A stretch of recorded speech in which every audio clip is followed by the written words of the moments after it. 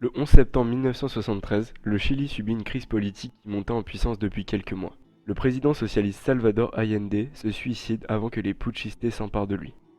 Après cela, c'est le début d'une dictature très autoritaire maintenue près de 15 ans par le général Augusto Pinochet.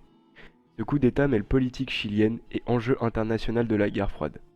Le Chili deviendra après ça un symbole du mouvement anticommuniste états-unien sur l'Amérique du Sud. Nous aborderons donc les quatre thèmes suivants.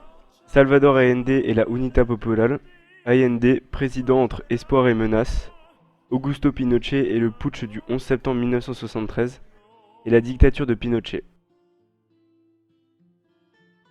Les années 60 au Chili sont marquées économiquement parlant par une forte tendance inflationniste, c'est-à-dire un accroissement excessif des instruments de paiement, ce qui entraîne une hausse générale des prix. Si la démocratie chrétienne est au pouvoir depuis 1964 et qui conduit une politique progressiste, n'arrive pas à contrer l'accroissement de la gauche et de son représentant emblématique, Salvador Allende. Salvador Allende est un des membres fondateurs du Parti socialiste de 1935. Il reste attaché à cette structure où il y joue un rôle déterminant. D'abord député, puis ministre de la Santé en 1938, il prend la tête du Parti socialiste en 1944. Il est le visage respectable et modéré de la gauche chilienne. Il est aussi pour une transition pacifique et démocratique vers le socialisme. Devenu populaire au milieu des années 60, il doit vite affronter la puissance de la droite conservatrice et de ses soutiens états-uniens qui le considèrent comme un agent potentiel de Moscou. En prévision des élections de 1970, Allende parvient à fédérer la gauche et le centre-gauche dans le cadre de la Unidad Popular.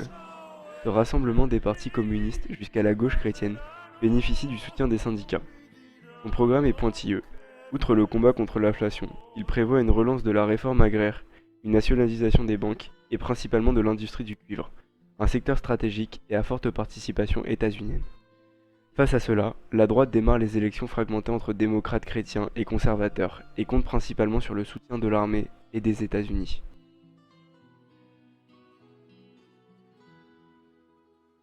Le scrutin de 1970 débouche sur un résultat serré, 36,6% pour Allende, 35,1% pour Alessandri et 28,1% pour le démocrate chrétien Tomic.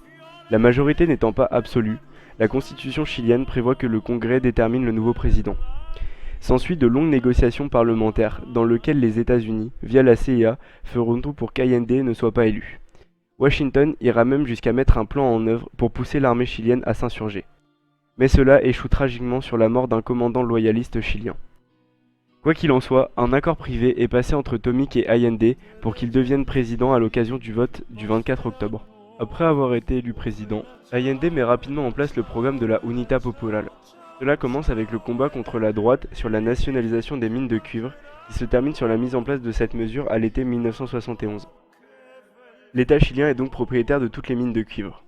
La réponse de Washington est immédiate. Le président Nixon, conseillé par le diplomate et politologue Henry Kissinger, invite le monde à un boycott des prêts internationaux à l'État chilien. Dans un premier temps, la politique de l'Unidad Popular est une réussite. Baisse de l'inflation, augmentation du pouvoir d'achat et croissance vigoureuse.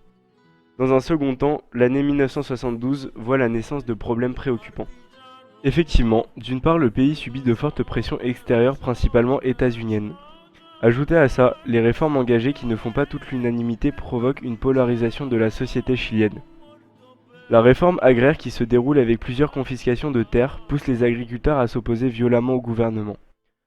De plus, Allende doit faire face aux radicaux de la Unidad Popular qui réclament une accélération de la transition vers le socialisme, quitte à aller à l'affrontement armé avec la droite. D'autre part, en mi-72, un ralentissement de la croissance, puis la récession, c'est-à-dire un ralentissement de l'activité économique frappe le pays. Le Chili fait face à l'endettement et à l'inflation à cause de la privation des élites économiques et des sources de financement internationaux.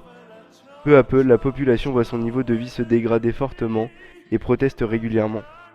À cela s'ajoute la force de l'opposition parlementaire et la démission des ministres. La droite est cette fois unifiée au sein de la Confédération démocratique du Chili et tente même d'avoir la démission du président. Mais cela échoue. Enfin, l'armée jusque-là maîtrisée par le ministre de la Défense, le général Prats, se décide à agir ouvertement.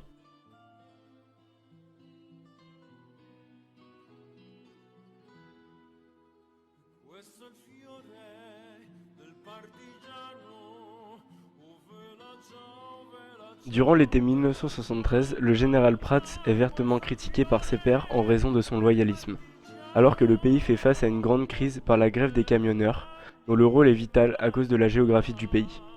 Le 23 août 1973, le général Prats démissionne de son poste de ministre et de chef de l'armée. Allende nomme le général Augusto Pinochet pour le remplacer. Réputé sans envergure et relativement apolitique, il a étouffé 2 mois plus tôt une tentative de rébellion d'un régiment de blindés. Il s'est jusque-là tenu en dehors des complots dans l'armée contre Allende.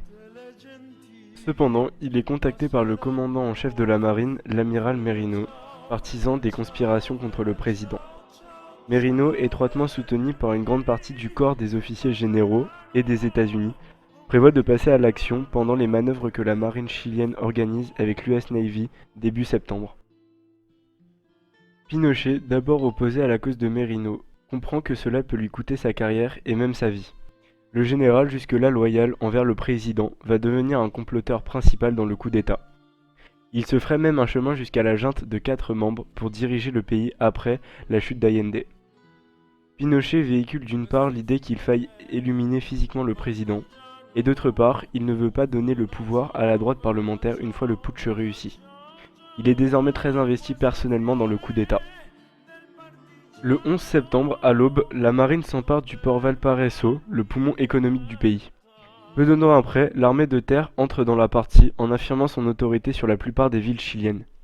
À Santiago, la capitale, l'armée, à l'aide de l'aviation, réduit en silence la radio et la télévision. Allende se réfugie donc, après cela, à la Monedad, la résidence présidentielle, à l'aide de ses 42 gardes du corps. À 8h30, Allende appelle Pinochet, croyant encore une partie de l'armée fidèle, mais ne reçoit que la réponse d'une demande de démission, qu'il refuse, arguant de ses devoirs constitutionnels envers le peuple chilien. De toute manière, cette demande n'était qu'une manœuvre pour le supprimer ensuite. Après un dernier discours fort en émotion, Allende se réfugie à la Moneda avec ses 42 gardes du corps, déterminé à affronter l'assaut de l'armée. À 9h, l'armée fait appel à l'aviation qui bombarde la Moneda. De violents combats s'ensuivent jusqu'à 14h où le bruit des armes cesse et le président Allende est retrouvé mort. Il s'est vraisemblablement suicidé.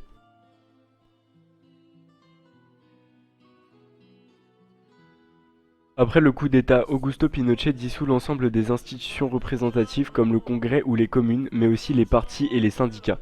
Il organise une grande répression où plus de 100 000 personnes vont être arrêtées et plus de 3 000 seront exécutées ou disparaîtront purement et simplement.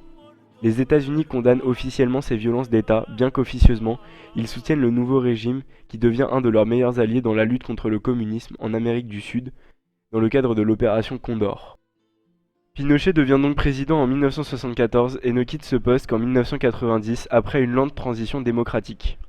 Il est arrêté en 1998 à Londres suite à un mandat d'arrêt international émis par le juge espagnol Garzón. C'est le début d'une longue bataille juridique qui ne mène à rien au vu des problèmes de santé de l'ancien dictateur. Augusto Pinochet mourra le 3 décembre 2006 d'un œdème pulmonaire sans jamais avoir regretté ses actes.